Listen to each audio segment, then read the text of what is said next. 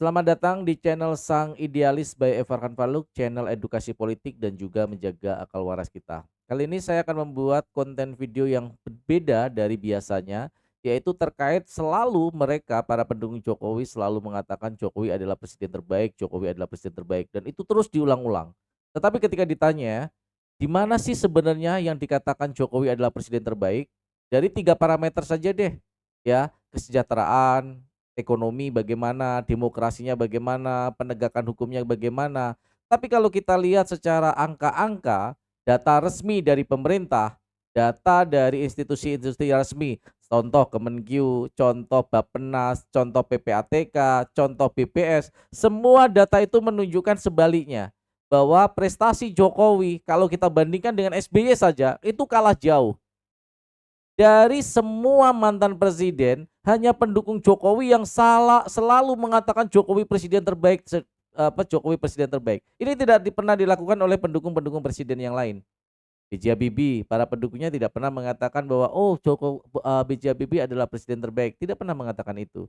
Juga bagaimana Gus Dur, Megawati, bahkan seorang SBY pun tidak pernah mengklaim dirinya adalah presiden terbaik. Tetapi kenapa Jokowi menggunakan para buzzernya meneriakkan terus-menerus seolah-olah Jokowi adalah presiden terbaik. Tapi ketika ditanya terbaiknya di mana, mereka selalu tidak bisa menjawab dengan data. Mereka hanya dengan perasaan. Ketika ditanya datanya, mereka cenderung malah antipati, seperti menolak dan seperti marah ketika berkaitan dengan data. Mari kita lihat layar berikut ini. Silakan perhatikan teman-teman di layar tentang pembangunan jalan nasional. Ini data resmi BPS ya. Ini adalah data resmi BPS yang di mana data ini adalah data yang digunakan oleh pemerintah itu sendiri. Tahun 2004 pembangunan jalan negara atau jalan nasional yang menjadi tanggung jawab pemerintah itu 34.628. Ingat 34.628 ini masa ketika SBY awal pertama kali meneruskan tongkat kepresidenan dari Megawati. Ya, 34.628. Mari kita lihat di tahun 2014 ketika SBY selesai bertugas menjadi presiden, apakah ada penambahan yang signifikan atau tidak? Ya, mari kita lihat di tahun 2014. Di tahun 14 menjadi 46.432 kilometer. Artinya ada penambahan 11.800 kilometer lebih. Ingat, tadi adalah sekitar 34.000, sekarang di tahun 2014 selama 10 tahun bertambah menjadi 46.432. Ingat teman-teman ya, ini data BPS, ini data resmi yang digunakan oleh pemerintah. Ada peningkatan pembangunan jalan sebesar 11, ingat, 11.800 kilometer. Nah, mari kita lihat sang presiden terbaik kata para pendukungnya ini, apakah dia berhasil untuk mengungguli SBY ketika membangun jalan nasional. Nah, kalau kita lihat, silakan lihat layar, hanya 47.764. Artinya hanya 1.100 kilometer. Ini data BPS di tahun 2024. Bayangkan, ini jalan nasional. Jalan nasional itu teman-teman, fungsinya itu sangat vital. Karena akan banyak peningkatan-peningkatan pemukiman baru, ekonomi baru, yang dimana di situ ada transaksi, ya, transaksi sosial, transaksi ekonomi yang terjadi di jalan-jalan yang dibangun baru oleh pemerintah. Salah satu contoh, ketika di suatu daerah belum ada jalan yang melewati suatu daerah, terus dibangun jalan baru itu, secara otomatis ekonominya di daerah situ pasti bertumbuh.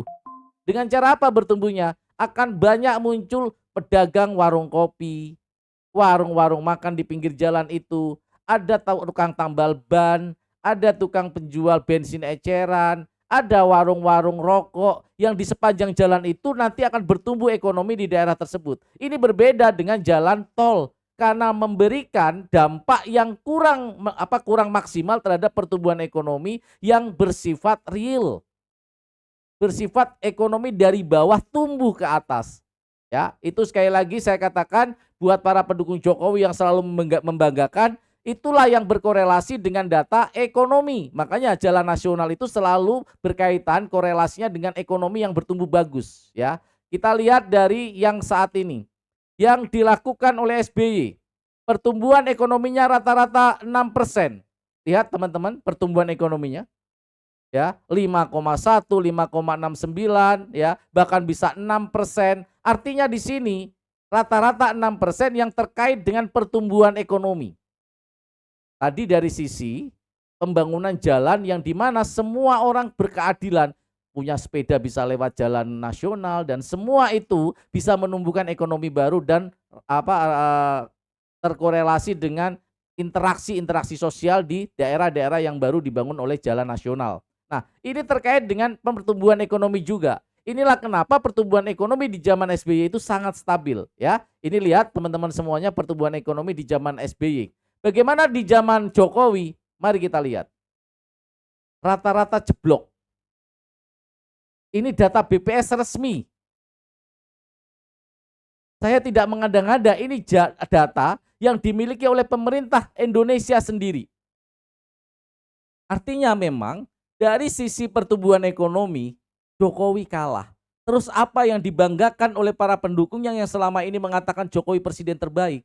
Itulah yang saya katakan, sesuai dengan survei Litbang Kompas, mayoritas pendukung Jokowi yang menyatakan puas itu rata-rata berpendidikan rendah dan berpenghasilan rendah. Dan 80% adalah penerima bansos. Itulah yang kenapa mereka tidak memahami secara real konteks bagaimana seorang presiden itu berhasil atau tidak. Karena mereka hanya melihat dari sudut sudut sempit. Mereka dapat bansos bahagia, oh presidenku baik. Tanpa melihat bagaimana kenyataan di dalam secara general pertumbuhan ekonomi, hukum yang dilakukan yang bisa membuat masyarakat ini berkeadilan juga berkesejahteraan. Di masa Jokowi hancur lebur semua. Nah, kita lihat di masa Jokowi ekonominya seperti ini. Nah, mari kita lihat dari perbandingan secara keseluruhan ya, rasio hutang segala. Nah, ini bisa dilihat. Di masa SBY kenaikan hutang itu hanya 52%. Hutangnya di masa SBY itu cuman total semua 2.500 triliun. Penambahannya hanya 1.400 triliun. Artinya 52% dari hutang sebelumnya. Tetapi Jokowi mengalami kenaikan 196%. Artinya mengalami kenaikan dia sampai 8.900 triliun. Bahkan di masa akhir-akhir dia masih hutang total semua 9.300 triliun. Hutang yang dibuat oleh Jokowi berarti sekitar 5.900 triliun. Bayangkan, hutang seluruh presiden dari zaman Soeharto sama SBY hanya kalah dengan satu presiden, yaitu si Jokowi ini sendiri. Oke, kita lihat PDB-nya. Ya, pendapatan domestik bruto kita ini adalah sebagai indikator ekonomi, baik ekonomi bawah maupun ekonomi atas. PDB karena itu adalah secara keseluruhan. Di masa SBY naik 275%. Sedangkan di masa Jokowi hanya naik 85%. Di mana terbaiknya? Saya tanya kepada pendukung Jokowi, di mana sebenarnya mengatakan kalian Jokowi adalah presiden terbaik, ya. Terus di pendapatan negara, ini pendapatan negara termasuk aset-aset ya, infrastruktur ya, mengalami kenaikan 231%. Sedangkan di masa Jokowi hanya 69%. Pendapatan negara. Ya, pendapatan negara ini terkait dengan pajak, terkait dengan pertambangan. Makanya dobol kalau dikatakan Indonesia memiliki 51% saham Freeport di masa Jokowi. Tetapi ternyata pendapatan negaranya hanya mengalami kenaikan secara total 69%. Tidak ada apa-apanya dengan SBY, bahkan sampai naik 231%. Nah, angka kemiskinan bagaimana? Angka kemiskinan SBY bisa menurunkan angka kemiskinan 5%. Sedangkan Jokowi dengan hutang yang segitu besarnya, angka kemiskinan hanya turun 1,35%. Bahkan saya hafal datanya. Di masa Megawati itu, angka kemiskinan kita 16,66%. Di masa SBY menjadi angka kemiskinan kita 10,98. Ada 5% lebih angka penurunannya. Di masa Jokowi, angka penurunan angka kemiskinan menjadi 9,093. Artinya hanya 1,35%. Bayangkan, di mana terbaiknya? Di mana terbaiknya kalau kita berbicara tentang angka? Inilah yang saya katakan, pendukung-pendukung Jokowi itu hanya fanatik buta. Mereka ikut teriak-teriak oleh buzzernya, tapi mereka tidak punya ilmu mana yang membuktikan Jokowi sebagai presiden terbaik. Nah, di angka pengangguran, mengalami tingkat penurunan pengangguran sampai 3,73%. Tapi di masa Jokowi justru, makanya kenapa ada banyak PHK di masa Jokowi, mengalami kenaikan pengangguran menjadi kenaikannya adalah 0,22%. Contoh sedikit saja ini membuktikan bagaimana era SBY lebih baik daripada era Jokowi. Ini data semua adalah data BPS. Ini semua adalah data resmi. Belum bagaimana penanganan hukum. IPK kita, indeks persepsi korupsi kita di masa SBY itu mengalami kenaikan 14 poin.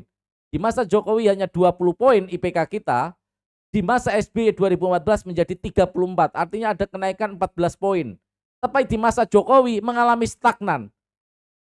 Tetap di angka 34 ketika dia selesai menjabat menjadi di tahun 2024. Itu terbukti bagaimana penanganan kasus korupsi di masa Jokowi luar biasa. Apalagi ketika Jokowi melakukan revisi Undang-Undang KPK dengan Undang-Undang Nomor 19 tahun 2019. Ini adalah sebuah kehancuran bagi penegakan hukum yang dilakukan oleh KPK. KPK di masa SBY begitu luar biasa disegani, sebuah kebanggaan institusi pemberantasan korupsi yang bahkan Malaysia menjadi kagum. Tapi di masa Jokowi dihancur luluh lantakan oleh seorang yang bernama Jokowi.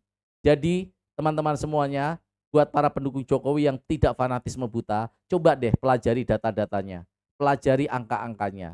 Ketika Anda mempelajari dengan bijak tanpa terkontaminasi fanatisme buta, kalian akan menemui kenyataan yang berbeda, data-data yang berbeda.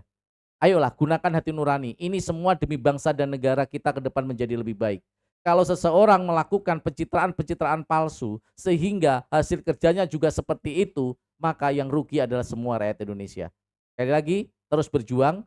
Karena apa saya selalu mengkritik Jokowi? Karena sumber permasalahan kehancuran bangsa dan negara ini dimulai ketika munculnya di masa Jokowi. Dulu ketika kita mengkritik pemerintah, saya adalah orang yang selalu melakukan kritikan terhadap pemerintah. Tidak ada yang namanya kritikan kita sebagai rakyat ini dijawab oleh rakyat sendiri, dibantah oleh rakyat sendiri, bahkan dimusuhi oleh rakyat sendiri. Di masa SBY tidak ada kejadian seperti itu. Semua orang di masa SBY mengalami itu. Bahkan SBY ketika dikritik dengan seekor kebu pun, SBY juga tenang-tenang saja karena itu adalah bagian. Walaupun dia marah, tapi dia tidak sampai mengkriminalisasi atau melaporkan warganya. Rakyatnya sendiri tidak pernah dilakukan oleh SBY. Tetapi oleh Jokowi itu semua menjadi hancur. Dia pelihara buzzer-buzzer RP-nya. Dia bayar mereka sehingga rakyat dibenturkan dengan rakyat. Inilah tipikal pemimpin yang kejam. Inilah pemimpin yang tidak punya moralitas yang baik dan tidak punya kompetensi serta intelektualitas yang baik. Mari terus kita berjuang demi Indonesia ke depan menjadi lebih baik. Salam perjuangan.